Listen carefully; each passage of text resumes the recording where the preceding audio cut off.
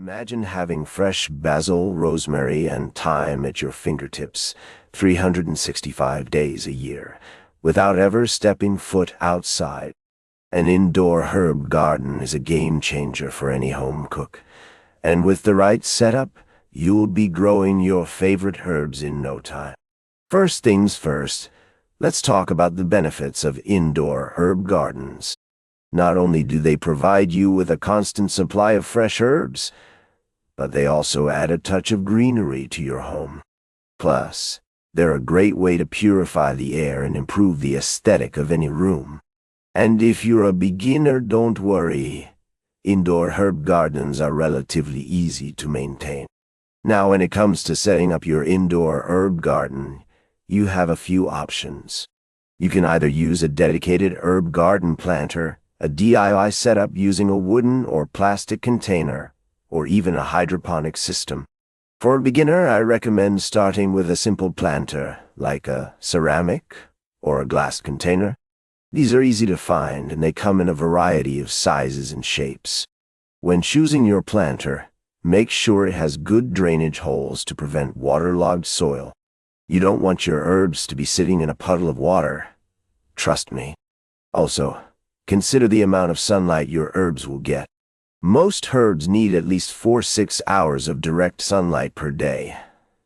So if you don't have a sunny windowsill, you might want to invest in some grow lights. Now, let's talk about the soil.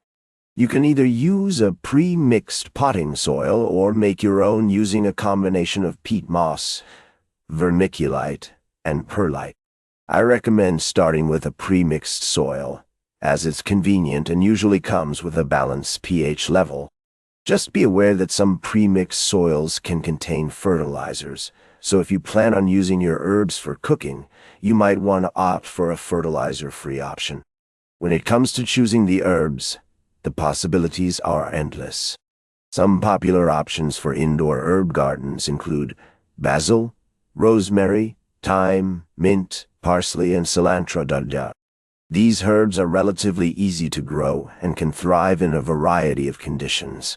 Just remember to choose varieties that are compact or dwarf, as they'll do better in indoor containers. Now, let's talk about the care and maintenance of your indoor herb garden. This is where most people tend to go wrong. The key is to keep the soil consistently moist, but not waterlogged. You should also fertilize your herbs regularly using a balanced fertilizer that's specifically designed for indoor plants. And don't forget to prune your herbs regularly, as this will encourage new growth and prevent them from becoming leggy. One of the most common mistakes people make when growing indoor herbs is overwatering. This can be a real challenge, especially if you're new to gardening. The solution is to use a moisture meter, which will give you an accurate reading of the soil's moisture level. You can also use the finger test, where you stick your finger into the soil up to the first knuckle and check if it feels dry or moist. Another important aspect of indoor herb garden care is temperature control. Most herbs prefer daytime temperatures between 65-75 degrees Fahrenheit and nighttime temperatures around 55 degrees. Avoid placing your herb garden near heating or cooling vents, fireplaces, or drafty windows, as this can cause temperature fluctuations. Now, let's talk about some common problems you might encounter with your indoor herb garden. One of the most common issues is pests, like spider mites, mealybugs, and aphids. These tiny critters can cause significant damage to your herbs, so keep an eye out for any signs of infestation. To prevent this, make sure to inspect your herbs regularly and use insecticidal soap or neem oil if necessary. Another common issue is fungal diseases, like powdery mildew and root rot. These can be caused by overwatering, poor air circulation, or high humidity. To prevent this, ensure good air circulation around your herbs, avoid overwatering, and use a fungicide if necessary. Now that you've got the basics down, let's talk about some advanced techniques for growing indoor herbs.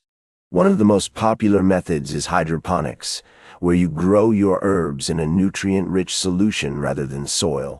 This method can be more expensive up front, but it's incredibly efficient and can increase yields by up to 30. Another advanced technique is aeroponics, which involves suspending the roots of your herbs in a nutrient-rich mist. This method is even more efficient than hydroponics and can increase yields by up to 50. However, it requires a more complex setup and can be more expensive. Finally, let's talk about some creative ways to use your indoor herb garden. One of the most fun ways to use your herbs is to make your own herbal remedies, like teas, infusions, and tinctures. You can also use your herbs to make delicious dishes like pesto, salad dressings, and marinades. In conclusion, growing an indoor herb garden is a great way to add some greenery to your home, while also providing you with a constant supply of fresh herbs. With the right setup and care, you can enjoy a bountiful harvest of basil, rosemary, thyme, and more. Thanks for watching, and don't forget to check out our next video on growing microgreens indoors for more tips and tricks on maximizing your indoor garden's potential.